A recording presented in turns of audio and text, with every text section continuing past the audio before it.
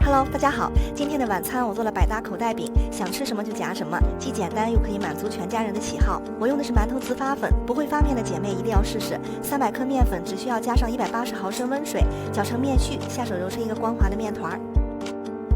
1小勺面粉加盐，食用油，简单调个油酥。糍发粉不用发面，直接搓条分剂子，擀皮儿。涂上一层油酥，像包包子一样收口捏合，然后轻轻地擀成一个椭圆形的小饼。平底锅里刷油，把饼放进来，中小火烙，烙到饼子两面金黄，像这样鼓起来就可以出锅了。从中间对半切开，瞧个个空心儿。翻面了，吃起来松软又好吃。